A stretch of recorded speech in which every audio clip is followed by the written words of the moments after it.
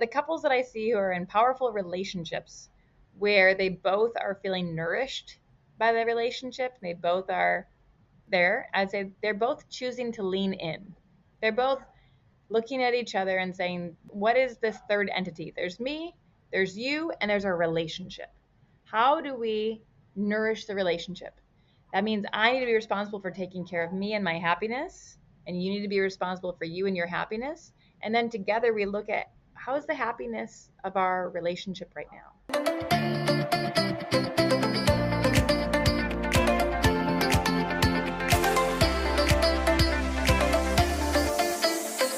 This is By Joey Joanne Season 2. I'm your host, Joanne Chan, and every Wednesday we bring you inspiring stories, powerful message, and fun conversations with me and my special guests and friends, and it's my personal mission to empower you to live and lead a life with joy. This podcast is for you if you're looking for more joy, courage, passion, and purpose in your life. Now let's dive into today's episode and get ready to laugh, learn, and live your life to the fullest. Joining us today is an upcoming TEDx speaker, one of the most highly recommended speakers at top global companies such as Amazon and Microsoft. She's also the author of the best-selling book, Relationship Agreements, a simple and effective guide for strengthening communication, reducing conflict, and increasing intimacy to design your ideal relationship. Her science and somatic-based methods sparks old and new passion, take you to whole new level places of intimacy and melt away the patterns of conflict so that your love life becomes your secret weapon to make more impact in your career, family, and community. She's also the mama of two incredible children and shares a powerful conscious relationship with her husband, and they have a chapter of their own love story featured in Chicken Soup for the Soul, The Miracle of Love. And they are currently living on the tropical island of Bali, where she hosts private retreats for her clients from all around the world. And she's here today to empower you to create more influence in the boardroom by experiencing deeper, more fun, and fulfilling connections in the bedroom. So, ladies and gentlemen, help me welcoming the founder and lead coach of Relearn Love, Eri Kardos. Hello. It's so good to be here. Thank you, Joanne. Thank you so much for being here. I really enjoy our pre-talk, and where do we start? It was good foreplay. It was good foreplay for today. Oh my goodness. Okay, so what does it mean to relearn love? Oh, sure. So first of all, for anybody who doesn't know, I'm just a big relationship geek. I have always loved to learn about love and relationships and why it seems like we all carry on these ideas of what love is supposed to be, but then very few of us are finding it or experiencing it. And what I've found through decades of study and research and my own practice is that we all learned love before the age of 7. We had this model ingrained in our nervous system based on what we saw from our parents, their caregivers, of like, this is what we're supposed to do. Even if it wasn't healthy or the best thing out there, we still started subconsciously ingraining it of like, this is what love and relationship is like. And then Disney, of course, told us other things. Bollywood told us other things, right? It's like, oh, we've got all these different ideas of what we're supposed to be aiming for. I grew up in a very religious setting, and that gave me other ideas of what I should be aiming for. So it's just complicated. And we don't realize how much what we learned is influencing us today. And then we grow up and we start looking for this ideal love. And it turns out it's a lot harder than we think, either to find the right person, to break old patterns of attracting the same type of person over and over again, or to keep repeating these things that we don't want to repeat over and over again. And then once we do get into relationship, it's like, how do we actually maintain it? Because in all the Disney films, it was like the hard part was finding your prince or princess charming, and they just ride off into the sunset. But here we are, we're in it, and it's really hard. And what do we do with this? And how do we be with our emotions? And how do we handle conflict? And how do we repair after fights happen? So there's just so much there that we don't think about, and we don't spend a lot of time understanding, oh goodness, I learned love in an imperfect way. I know that everyone's parents did the best they could with the tools they had, but we have better tools now. We have so much research on what works around love and relationships that we didn't have before. We've got it now. And most people just don't learn it. And I think a lot of that's because of social shaming, right? It's like we have been told, yeah, of course, if you're going to start a business, go out and get a business coach. You'll make money faster. You're going to learn how to have strategies that work, you can implement quickly. Of course, if you're going to learn a new sport like tennis, you're going to hire a tennis coach. You're going to have the proper form, and you won't have to go back years later and correct this thing that has been hurting you for so long. And you're going to play at a higher level and have more fun really fast. And then if you say, oh, in a relationship, if I hire a therapist or a relationship coach, people are like, oh, something must be terribly wrong, right? Yes. Something's really screwed up. You should have figured this out by yourself already, even though nobody taught you how to do it well. You didn't learn it in school. You didn't learn it from your parents in the perfect way. It wasn't modeled in society. Magazines and pornography certainly didn't teach you about intimacy, right? So we have so much that we need to unlearn, and we need to relearn things that are really going to be healthy and helpful for you. So that's when I say we need to relearn love, we all need to relearn love. Right. So if everything that we had learned about love from movie, from our parents was wrong, so what really is love? Yeah, I would say I don't want to say that what we learned was wrong. Mm. It was the best they had then. And is it healthy? Is it the best that's available to us now? No. Like we can do so much better.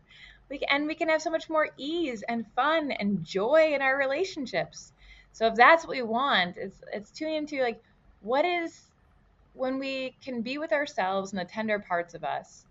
And you think about what you really desire in a relationship. What is that? And not every person's going to have the same definition, but there are some things that I see across the board that seem to help a lot more. People want to have good communication skills. People want to feel safe to be themselves. People want to feel free to be themselves. People want to uh, feel presence. Like they feel like they can be fully present with their partner, and they feel like their partner is really present with them. Right? It's like, how do we create that?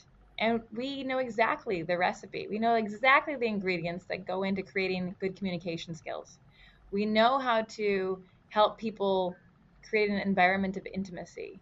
And now it's just learning how to break those old patterns and make the shift so that we can stop acting on the old patterns and have a new practice that really leads us into connection.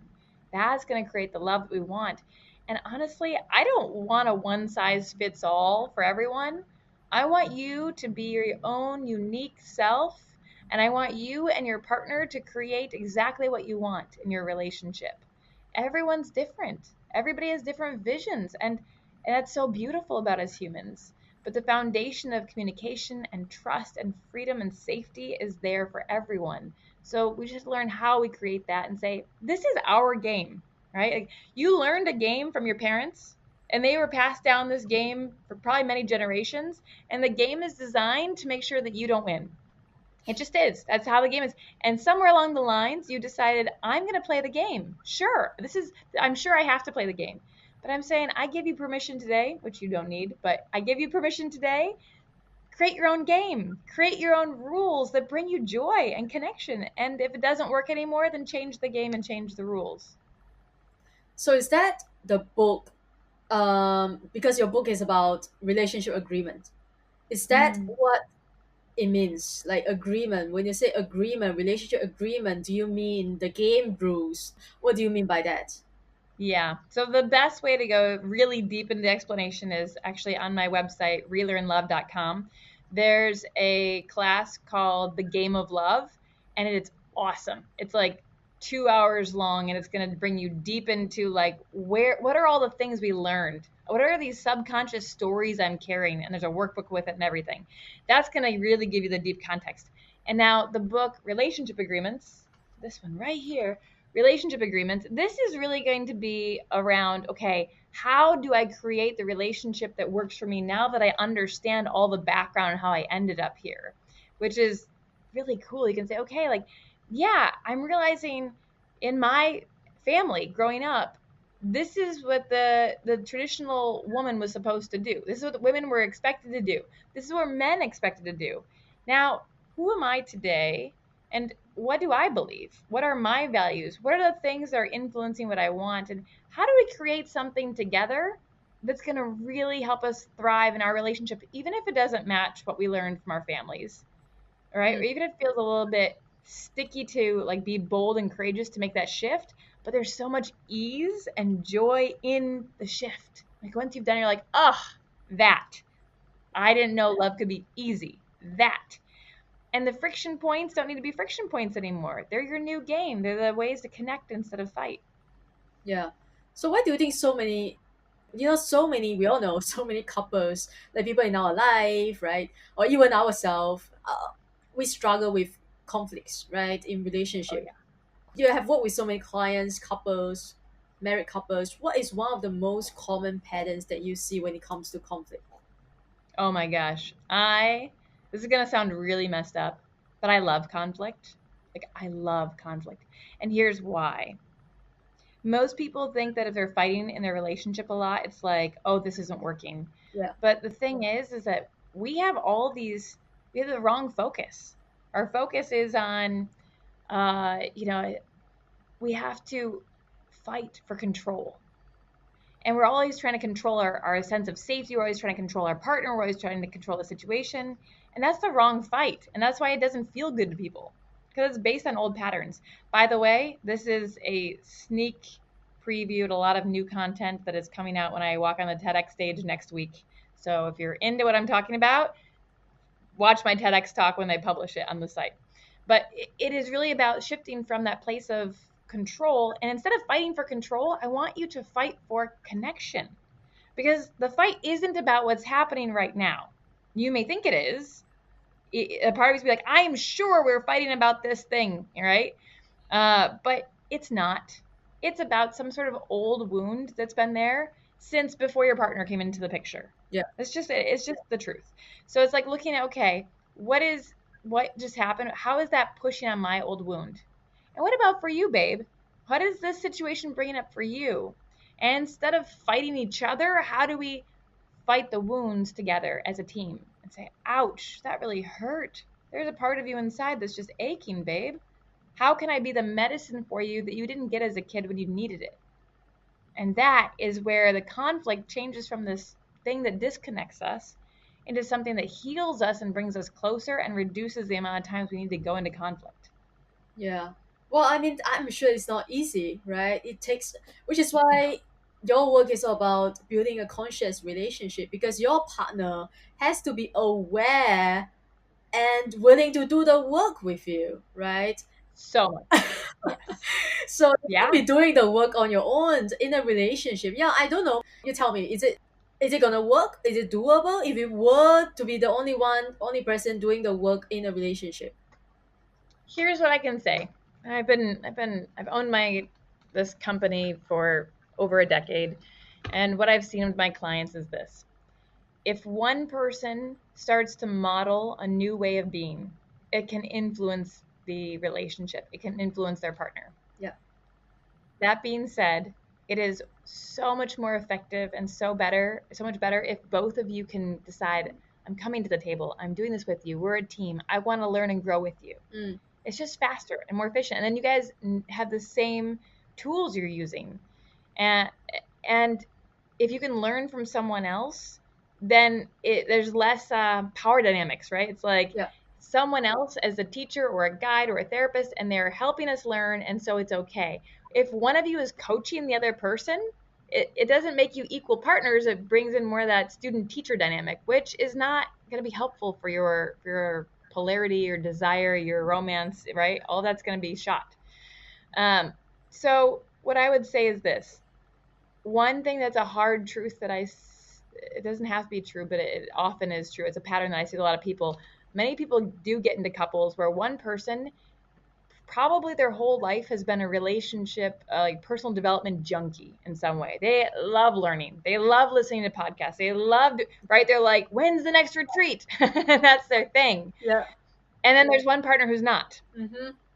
And there's a dynamic that can get created many, many times of like, I'm driving the Ferrari, babe, and I've got you tied to the bumper and you just run, okay? Come on, let's go. And that causes so much resentment by both sides. One person is so afraid of driving alone. Why aren't they in the car with me? And the other person is so afraid of being, so resentful of being dragged. Why do they force me to do this stuff? That over time, unless one of them decides that like, hey, like we can find that balance. Maybe the driver chills out a little bit and doesn't have to be learning all the time, but can take more space for integration and really being present a little bit more and not always having to do more. Yeah. And the other person can find that like, wow, like growing together brings us so much fuel for this relationship. It creates ease when I find something that I can get excited about when we do it together. That's where the real magic can happen. But if those two don't shift and find that joy in the learning from each other, it's probably not going to be the best long-term relationship option, because both of them will start growing in resentment and wondering like, what are we doing? Mm. So true. You know, which is why, I'm that person. I'm a personal development junkie, right? I'm always listening to podcasts. I'm watching podcasts. We should be in a relationship, and I am looking for someone who is just like me, right? Who is into personal development, who is listening to Yeah, podcasts, and great. it's really hard, difficult to find someone just. And do I really want to date someone who is just like me? Maybe not, right? They'll be different still in their own ways, but yeah, I do think that on this one, in terms of do they already have a history of growing? If you are somebody who really likes to grow, Yeah, if they already have a history of growing, that's actually going to be really great for you. And is it difficult to find? It can be. yeah. So I would just ask, where are you looking? Where are you going fishing right now? Not looking at. I mean, not. I'm really not actively looking, but just mentally, I'm thinking. Like I'm attracting. Like this is the type of person that I want to attract into my life, right? Great. So that's a great first step of like, what are we like? What do you want to draw in? Hmm. And I would just encourage you to think, where is this person going to be? What would they be doing? And like, are they going to be going to trainings? Great, go to trainings. Right. Go where your human is going to be. If you're sitting at home and you're never going to these retreats or these trainings that you would want to go to with your partner one day, Yep. like, you happen to keep going to the bar with your single girlfriends at night, like, where are you looking? I see a lot of mismatch between where people look versus what they say they want. Yes. I mean, thanks for that. I mean, that's really maybe something what I really need to hear today. Because you might be Mhm. looking for love in the wrong places, right? And you're so Yeah. right. And so, okay, let's go back to communication because it's so important when it comes to relationship, and not just romantic relationship, any relationship, right? And I recently watched a Tony Robbins video where he coached a couple, his date with Destiny, where he coached couples on relationship communications. And Yeah. I always remember he said, men don't want to be coached, and women don't want to be told what to do. Sometimes they just want to tell you all their feelings, what we feel, all our emotions, what we're going through. That we don't want advice. We don't want to be told what to do, right? This is why we Mhm. create conflicts because one of us just want to be heard, Mhm. the other side just want to be. I don't know. I don't really know what men want, to be honest. So how do we? Most people struggle to communicate and expressing our needs clearly when it comes to relationships. So what is your Yes. practical or one game changing strategy to communicate effectively without the fear of getting hurt, getting rejected, and all of that? Oh man. Okay, so caveat, I'm going to kind of wander for a moment. There are some tools that I just don't share outside of my private coaching containers. And so to respect Yep, that, my clients, I may not give you the golden nuggets, but I will give you some stuff to get you started. sure. Okay. One thing I want to share though is that I think that in general, there are some things that are more typically male versus more typically female. That being said, there's so much that's just more like humans, and I would want to learn more about like, what is this human's personality style, and especially their attachment style, that I'm more curious about as opposed to their sex, so, or their gender, so depending on how you want to look at this. And so what I would really encourage people to do is think about, what do humans want? Humans want to feel seen, heard, and loved. And most of the ways that we learned how to communicate are super ineffective. Most of us were never modeled or taught how to do active listening, to be fully present without trying to predict what the other person is going to say and then think of how you're going to defend yourself, right? Yeah. And we've got a lot of people out there who are problem solvers. I'm one of them. Whereas like we're listening to problem solve, and we think that if we can offer a solution quickly, that that's the right thing to do. And I would say in most cases, that's really going to screw you up. And here's why. We have not learned as humans, we have not learned how to really let our emotions be valid. Mm. And I'll say it this way. When we were kids, like I'll just ask you, Joanne, when you were a kid, imagine you were running really fast and you fell down and you cut your knee and you're crying. How would your parents react? Don't cry. Pick me up off the floor and don't cry. Right? It's okay. Yeah, don't cry. Mm-hmm. So as kids, and this is really common. So as kids, we're just trying to look around and figure out what is it like to be human? How do I be human? And we're watching everyone trying to figure it out. And is what's going on for me normal? Because we want to fit in. We want to feel like we belong. And we are trying to figure out our emotions as children so we can navigate them.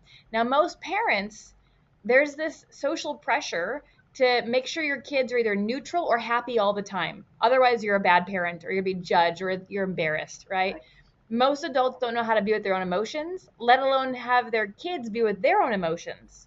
So when a kid falls down, there's all of a sudden this huge pressure to get them to be neutral or happy. Yeah.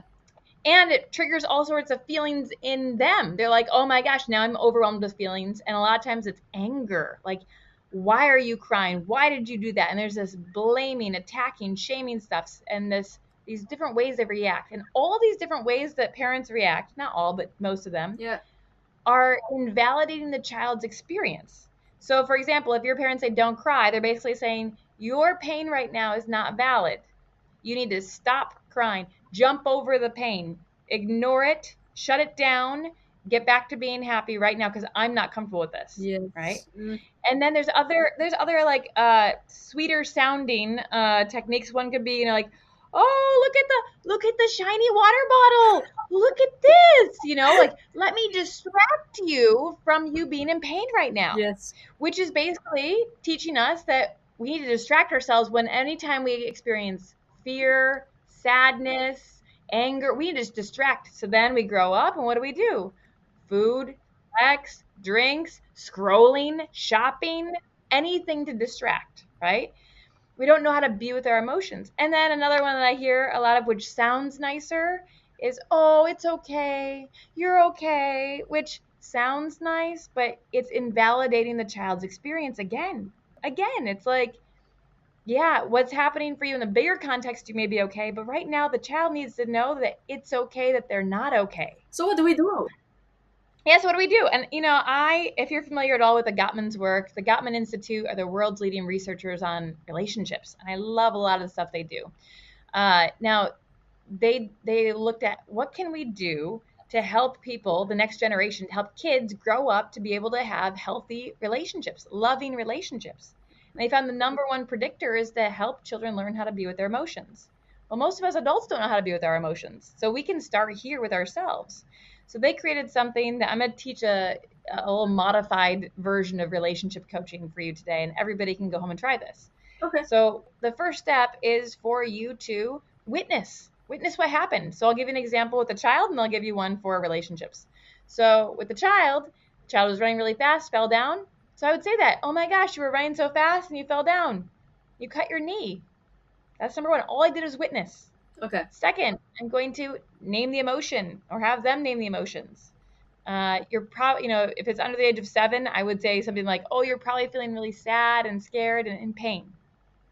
Third, we're going to empathize. So if I can empathize with that situation, great. If I can't empathize with the situation, I'm going to empathize with the emotional cocktail that they're going through. Okay? So, when I fall down, I also feel sad and scared and in pain. And is there anything else I could add? Yeah, and sometimes I even look around to see if anybody saw me because I might feel really embarrassed. Yeah. Right? You've done that before, right? Like you fall down, you're like, crap, did anybody see me? Yeah. Yeah, we all do it. Nobody taught you how to do that, but we all experience it. It's so human. Mm, And then finally, I ask, is there anything you need? Do you want a hug? Do you want a band aid? Do you want some help problem solving that thing that you were running from? Right? This is where I offer problem solving without telling them the problem solving.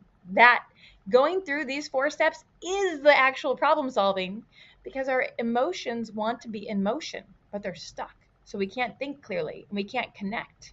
And we just want to be seen, heard, and loved, but we're not. People are jumping over our pain again, just like that happened in our childhood. So, with your significant other, you get into a relationship, you have something that has come up, a big emotion. Like, let's say my husband came home from work and he's had a hard day. First thing I do, I'm going to witness. Oh, babe, tell me about your day. He's like, oh, I was stuck in traffic and my client canceled. mm. Okay, you were stuck in traffic and your client canceled. All I did was repeat. That's it. Two, I'm going to help him name the emotions. What are you feeling, babe? Oh, I'm feeling so frustrated and really let down. You're feeling frustrated and let down. Three, I'm going to empathize. Now, maybe I've never been stuck in traffic. Maybe I've never had a client cancel, but I can still empathize with, have I ever felt frustrated and let down? Heck yes. I have felt those feelings multiple times in my life. And I can just tune into those feelings and be like, oh, babe, when I have felt frustrated and let down, it just sucks. Yeah. That's it. Fourth, is there anything you need? Is there anything you need? Do you want me to make us some dinner? Do you want to cuddle? Do you want me to go beat up your clients? What do you want? And after we move through those four steps, in so many cases, if not all of them, the people who are in those situations, in those big emotions, they feel seen, heard, and loved, and they're able to get out of the stuck place and move on, and they can do their own problem solving, and they can get back into the moment again. They're not consumed by what was going on. So I think this is such a big skill, and you can do it to yourself too. And this is great practice. Yeah. I was about to Yeah. ask that. Yeah. So can I give you an example of like how to do it yourself? Uh-huh. Okay. So I'll tell you a story from my own life. I was driving my motorbike like we do here in Bali, and I Mm-hmm. came around a corner and another bike almost hit me. Like it stopped this far from my knee. Oh my God. And I was like, oh my gosh. And in my family, my childhood, the message that I received was, it's okay, you're okay, keep going. Mm. And so if I just would have kept going, I would have been holding all that trauma in my body and I would have been dangerous on the road to other people potentially. So instead, I pulled my bike off the road and I shut it down and I went into like a bathroom and I just kind of like breathed and shook it out for a minute. And then I emotion coached myself. One, I witnessed what happened. Okay, I was driving really fast, I wasn't fast. I was driving, came around a corner, another bike almost hit me. Two, what am I feeling? Name the emotions. I'm feeling scared, surprised, and glad it wasn't worse. Three, I'm going to empathize with those emotions. When have I in my past felt scared, surprised, and glad it wasn't worse? And before I could think of the memory, my hands did this. And I then remembered, oh my gosh, when I was 18, I was in a car accident and I got whiplash. And I remember feeling scared, surprised, and glad it wasn't worse. My body remembered before my brain did. And so I was able to just be with this for a minute and ask myself that fourth thing, what do I need?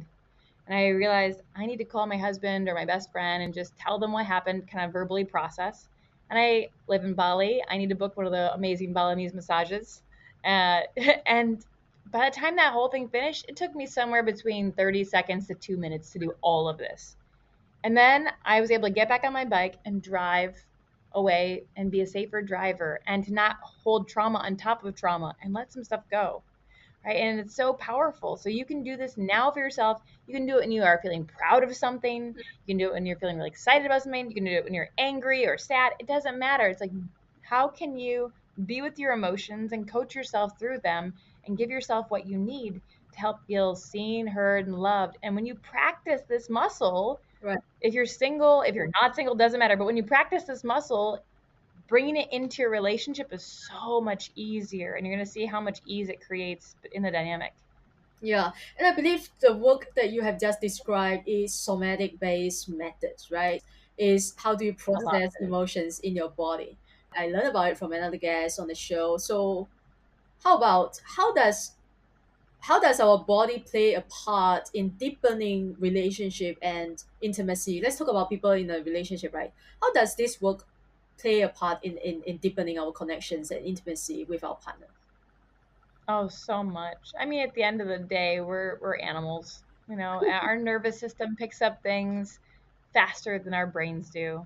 And we, for the most part, depending on where you're calling in from, for the most part, we've grown up in cultures where there's so much focus and emphasis on cognitive skills. And I know that high IQ is a wonderful thing to have, and really thinking logically is an incredible skill to have.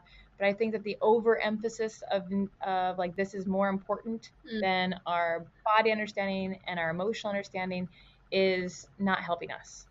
Especially now with AI. AI can do all this for you.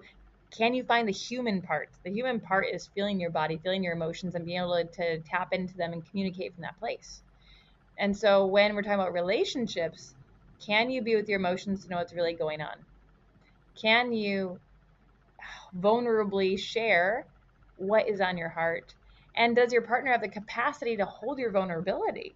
That's a hard one. I hear so many times, people come into my sessions and they're like, "Oh, if it's a traditional male female mix, a lot of time is the woman who's like, oh, I wish he would open up and be vulnerable. I just want to know what's on his heart." And she's like so upset about this, and he is kind of closed.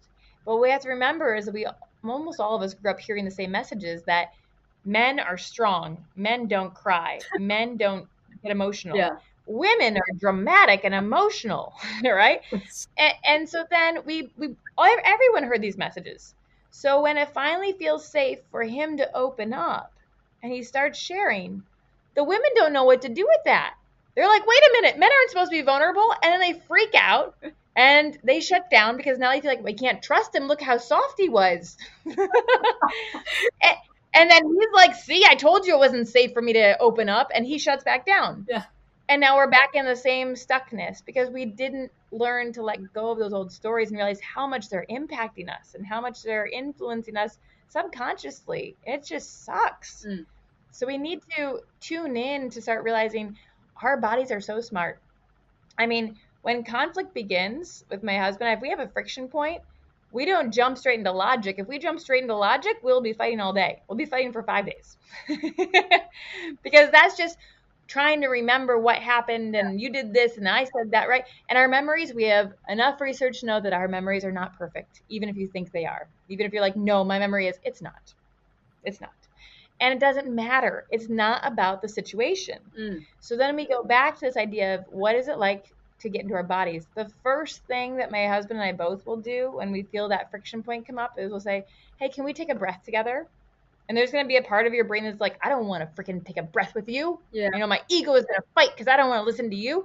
But I remember that being in my body is one of the best things I could do right now for myself and for this relationship. So I'll breathe. And what's a really cool trick, if you've heard of the vagus nerve is helping signal your brain and your body that you're actually safe. And so one of the things you can do is you can receive a breath in, and then on the exhale, you relax your jaw and make kind of a sighing ah sound. So I just say, oh, hey, babe, can we please take a breath? And we both will let go of all the crap that's trying to come up and defend ourselves and protect ourselves. Like, we know this is really good for us, even though it feels weird. We're just going to do it.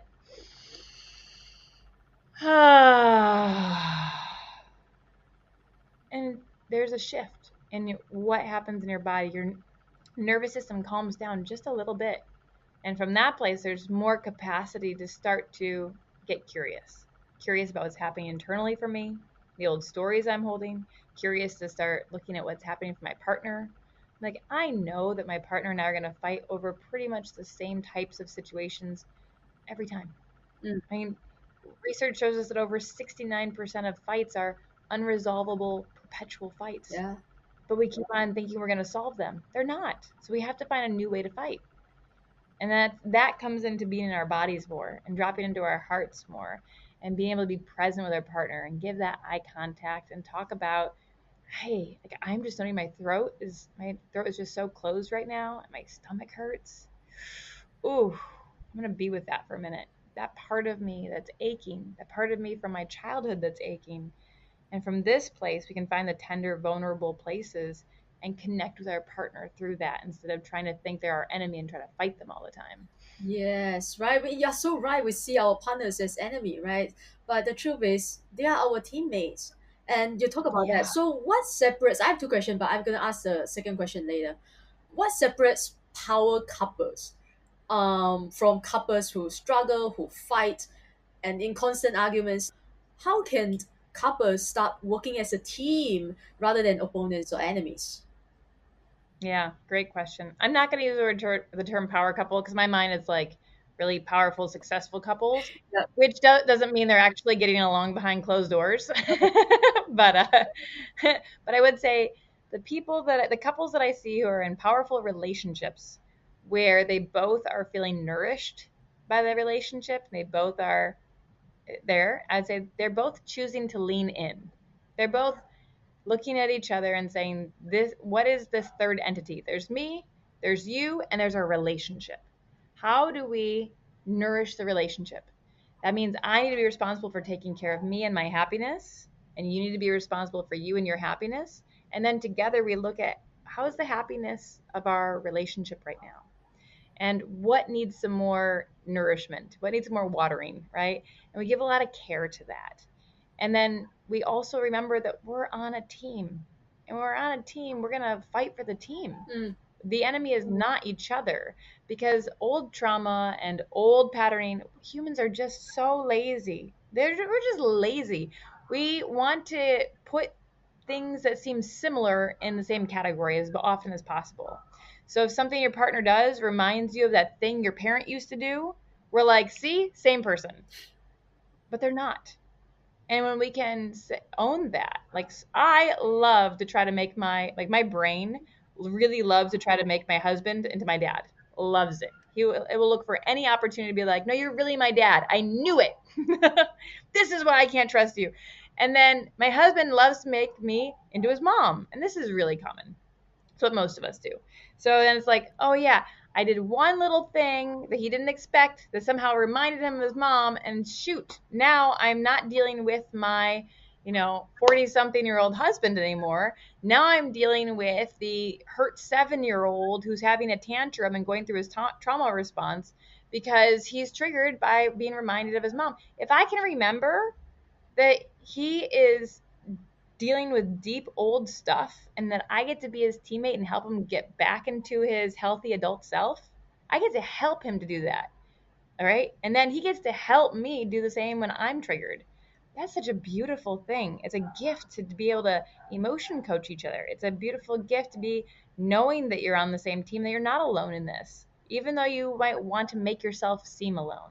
You're not as alone as your brain is convincing you are. Yeah. How about for couples who have been together for so many years and you also help people reignite their passion, right, in their love Yeah. life. So yeah, I mean, Yeah. what kind of work is required to reignite passions, and where do they even start? Because they have been stuck in this pattern for so freaking many years, maybe 40 years of Yeah. marriage, and they are about to give up. Or like where do they start? What should they try? Yeah, beautiful. I think with anywhere in the relationship, most of the time when things stagnate and feel really, really stuck, it's because we no longer get curious. We create these stories in our head and then we start believing them and then we act on those stories. So I may have a decade worth of data around my husband, which I do, and I can probably predict how he's going to act, what he's going to say, or what he's going to order on the menu for dinner. Probably. But that doesn't mean I don't stop being curious and just checking in and trying to stay in that place of freshness, because guess what, I am not the same person today as I was 10 years ago or even 10 months ago, and why should I expect that my husband is too? When we get these limiting stories, they lock us in and we stay stuck and we still feel frustrated. So I think a lot of the idea of where do we even begin to unravel the stuckness is, can I have fresh eyes? Can I get curious about who you are today? Can you tell me more about who you are? Like, I remember that you used to love mint chocolate chip ice cream. What's your favorite flavor right now? And maybe it is mint chocolate chip, but we need to just tune in and say, what is it? And then we also need to break these old patterns that we get into of routine. Routine does not help us find intimacy. It does not help us find attraction to each other. It just keeps the same predictable thing, which feels really safe, but squashes freedom and curiosity. So something as simple as, you know, on your next date night, I want you, instead of, maybe you sit at the kitchen table every single dinner, instead of doing that, I want you to go build a blanket fort in your living room and eat dinner together in the blanket fort. That's it. It didn't cost you any money. It didn't take anything wild and crazy. It maybe cost you 10 minutes of your time to find the sheets and set it up, maybe hang up some lights or light a candle or something, right? But Mm. it's that. And just those little switches of, we are not going to keep doing things the same way until we die. We're going to keep evolving together and being curious and looking for the fun. This is a powerful, powerful first step. And then from that place, you start to say, okay, now what are those patterns we've had around communication or around how we have boundaries or how we make requests that we really need to tune into now? And I can tune in with a little bit more compassion and curiosity. Yeah, the freshness and the spark, right? Because so many people get divorced because they're losing that and they just give up, and which is why they want to find a new person. They want to find the spark and passion in a new person. And when they get into, when they spend enough time with the new person, it's the same thing, right? And they give up and find a new one, and it's why they keep. It's why, to be honest, I don't believe. I don't really say this on my podcast, but it's why I don't believe in marriage. I feel like people Mm, don't try to fix anymore. They just want to. mm, They just want to buy a new thing, right? They just want to buy a new one because I think it's a problem with our culture, society today, right? We get instant gratification, right? We want to buy something, we order it on Amazon, we get ship it to our doorstep the next day, and it's just the instant gratification, which is why we don't spend time to understand, to be curious, to try, and we yeah. just give out and buy a new one, get a new present, get Yeah. into a new relationship. Yeah, I would say that's, we call it new relationship energy. And there's something really exciting about new relationship energy. It usually lasts around 6 months. And it is all the oxytocin, all the dopamine. It feels amazing. You are chemically wired to be looking for how you can bond and mate with this person to procreate. And then we don't really teach anyone about what is the next phase like, which is called mature relationship energy. Mm, And it's a different kind of energy, and it's a different kind of love. And we don't teach the skills to be in it.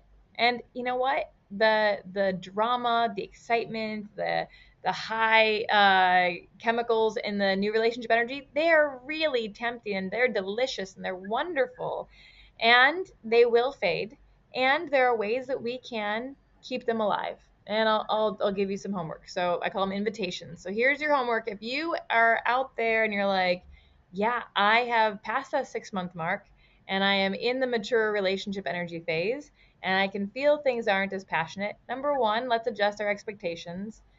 We are not here to be living in a constant, like, fireball passionate thing all the time. That's just not how our bodies work. And there's been a lot of really potentially toxic influences. Not all porn, but the majority of porn that we see teaches us that we just need that instant gratification, that McDonald's, right? yeah. Of this is what it's supposed to be like, and that's not real. It's not real. So how do we begin to bring that back in? Well, I would invite you to go on nice dates. Nice, NICE, stands for new, interesting, challenging, and exciting. So you're going to go on dates that are new, interesting, challenging, and exciting for both of you, because this is the same thing as I said before. It's going to change the neural pathways in your system so that you start getting curious again and seeing the world differently. When you have shared experiences that light you both up and push you a little bit, that's when we start to see our partners and see ourselves differently and maybe begin to think, oh, if we could do this, we could go skydiving together, or we took a painting class over dinner one night, and we had this shared experience and we did things differently. And I saw my partner in a way that I haven't seen them in such a long time. Maybe there's room for us to start looking at where else in our life can we start questioning this. Maybe we can bring this curiosity into the bedroom. Mm, But we have to create the spaciousness first and let go of these stories that If it isn't constant fire and passion forever, then it's not working. That's unrealistic.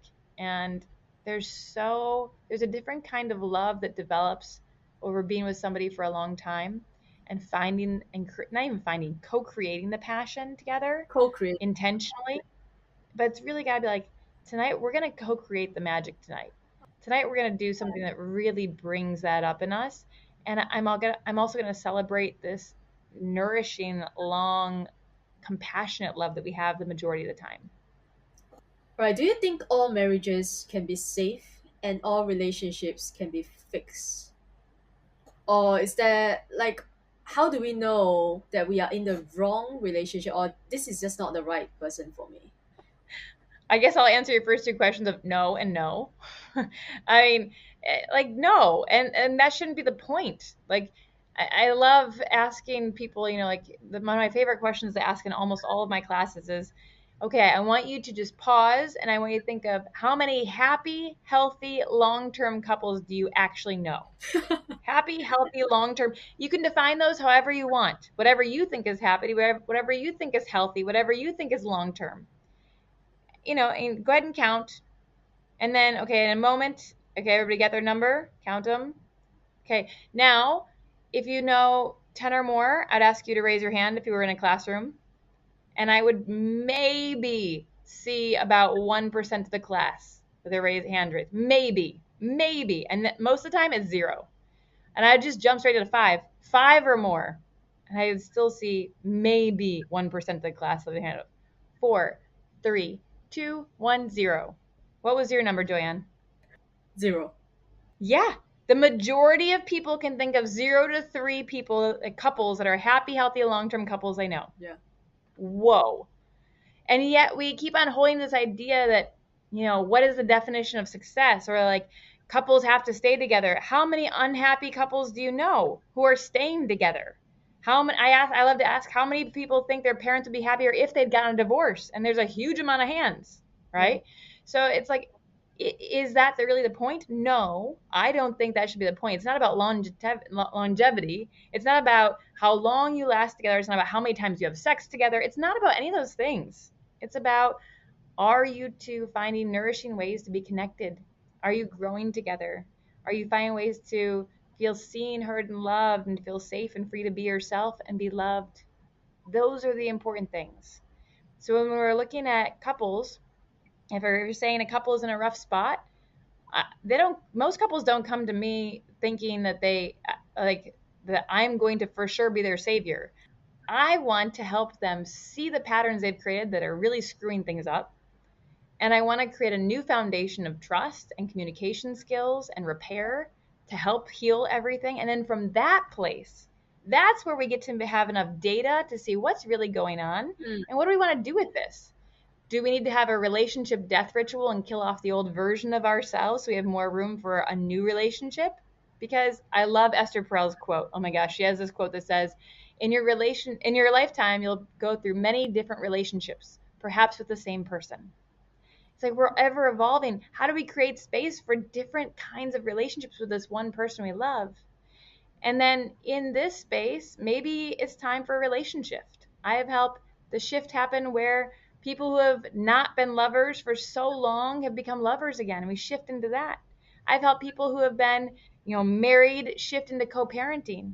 And we can go through not these dramatic Bollywood dramatic like we have to separate and now you choose which friends you want to have and we're like it doesn't have to be painful. We can go through a conscious uncoupling with love and compassion, and we can have clear boundaries of, okay, now we're friends. Maybe we're not going to be in touch anymore, but we did so with compassion and we can let it go Mm. instead of it having to be this thing that we look back on with resentment and disdain and we hold on to until our deathbed, right? It's like, let it go. We can find healthy ways to have relationships. And some marriages, some couples are going to find this depth of love and connection they've never dreamed possible. And some people are going to find, wow, we were just stuck and our vision for the future just isn't the same anymore. And if we don't have the shared vision and we don't have something we're moving towards, then what? But maybe it's time for this shift. And I can celebrate that with you and we can be happier in other roles. Yeah, that's beautiful. Thank you so much. I still have a lot of questions, but I want to respect your time. And I didn't get to ask all my questions. I still haven't asked you about your story, your love story. Oh my gosh. I can talk to you I'll give you forever. I'll answer that one question because I know that was part of our foreplay, and we can. Right. Yeah. I So don't. do you have time for your story? Not my whole story, but I will tell you how we got to Bali. Sure. So my husband and I are both professional speakers, authors, and coaches, and we, for a period of our lives, we were a full-time traveling family with two kids under the age of 2 and a YouTube channel. And we were in a new city or country every 4 to 7 days. It was a really wild period, and we got to Bali. This was supposed to be a 3-week tour around the island before moving on to our next location, and we fell in love with the island. We absolutely fell in love. And we're like, oh my gosh, is this place real? And it was the first place on this planet that we both loved. And my husband and I have been to so many. I mean, when we met each other, I was the only woman who had been to more countries than he had been to. I think I'd been to 48 when we met. And now I don't know how many we have. By the time our eldest was 1 years old, he'd been to 17 states and 5 countries. So, like, we love to travel. And so Bali really called us, and we found our home here. And so we've been calling Bali home for 7 years. And we go on speaking tour every year for 4 to 6 months with our kids and travel all around the world speaking. My husband just landed last night back in the US, and then in 2 weeks I'll be flying to Australia to speak. And it's just a fun way of living, and we love it. And we're really blessed to be able to impact the world in all these positive ways with the work that we do. So that's a little bit of my story. That's the power couple that I'm talking about. Such a beautiful, powerful relationship that it's the life that you get to build together with your partner. It's a dream life, right? Your ultimate vision that you get to build with someone. And thank you so much for sharing everything. But it's not the end because we always end with our final 5 rapid fire questions. Every question will Woo! be answered in 1 word or 1 sentence maximum. Okay. All right. The first question is, what is the best relationship advice you have ever received? Love. It's one word, right? I mean, one I get sentence one word. or 1 sentence. Oh, or one sentence. Hmm. I would say, oh, that's coming through is trust and love. And there's so much behind that, but just trust and love. Yes, love that. The next question, what is the worst relationship advice you ever received? Uh, So many. yeah, I'm like, oh God, there's so much. I would say successful couples stick together no matter what. Huh, okay.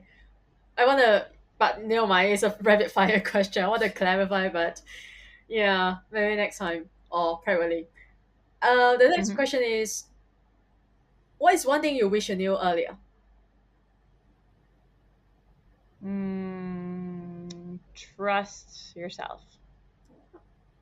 If you could relive one day of your life, which day would it be?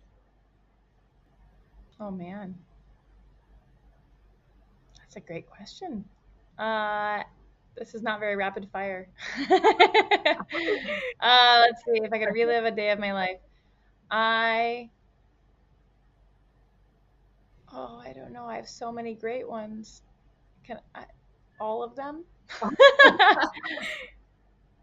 I'll just choose the day I became a mom. Ah, that's beautiful. So beautiful. Hmm. The next question is, if you could master one skill you don't currently have, what would it be? Flying a plane. Like a pilot? Yeah, I used to be in the Air Force ROTC, and I began earning my private pilot's license, and I didn't finish it. And I Wow. would love to just go back and finish that. You're incredible. You're so incredible. Yeah. Thank you. I've got one more question for you, which is also the last question. What brings you the greatest joy? Hmm. Feeling deeply connected to myself and to others. Beautiful. Thank you so much again. Now tell my people where they can find you. What is the next step you want them to take after listening to this episode? Sure. Well, you can find me on my website at relearnlove.com. I'm also on Instagram at Coach Eri Kardos. Coach Eri Kardos. And I would say next steps would be just tune into how you felt listening to all this. And if there's something that resonated with you, try it out. If it doesn't work, let it go. If you want to listen to my audiobook, it's on Audible. If you want to read the book, it's on Kindle. If you are like, I want some free stuff, Ari, give me some free stuff. Great. I have links. I think, Joanne, I'm not sure if you're sharing them in the notes, but Yep. I've got a free link to a free masterclass for you, whether you're single. There's one for singles. There's one for people in relationship. And then if you're like, oh my gosh, this was amazing, and I want to know what it's like to work with you privately, I did not tell Joanne this, and I am deciding right now I'm doing it for your listeners, something special I have not done before, actually ever, for a podcast. Oh, So thank this you. is new. Yeah, and if you were like, this was amazing, and I really, really, really want to connect with you, Ari, but I don't know if I'm ready for like a program with you, that's okay. Then just send me a message either on Instagram or on my website and just say, I heard you on Joyanne and with Joyanne, and I want to like have a special, and I will give you over half off to have a one-time session with me, and we can like just dig into whatever's present for you. But you have to mention her, okay? You have to mention this podcast. Otherwise, You have to not going to name happen. drop people. You have to name drop. You have to name drop because she's amazing. This podcast was amazing, and I want you to keep tuning into this. There's so much magic you're going to get from this woman. So, Thank you. You're so generous. I mean, thank you so much for that generous offer. Yes, I'll put all your links in the show note below. And guys, I'm telling you, go back and listen to this episode from the very beginning again and again and again. And share this with your partner if you're engaged or in a relationship, right? So that you can transform your relationship today and both of you can level up in love. The masterclass that I was attending from Eri. Yep, level up in love. So, and if you're single like me, share this on your IG story and tag me and tag Eri and tell us what is your biggest takeaway and what have you learned about love today. And I will always leave you the same way as I leave you every other episode. Show up, the world needs you, and you need you. Thanks for listening, and I wish you all a joyful and amazing day ahead. Bye. Thank you again for tuning into Find Joy Joanne podcast. If you enjoyed today's episode, take a screenshot and share it on your IG story and tag findjoyjoanne_podcast so I know you are listening. And leave us a positive review on Apple Podcasts if you haven't already done so. And remember to hit the subscribe button whether you are listening on Spotify, iTunes, Amazon Music, or any of your other favorite platforms.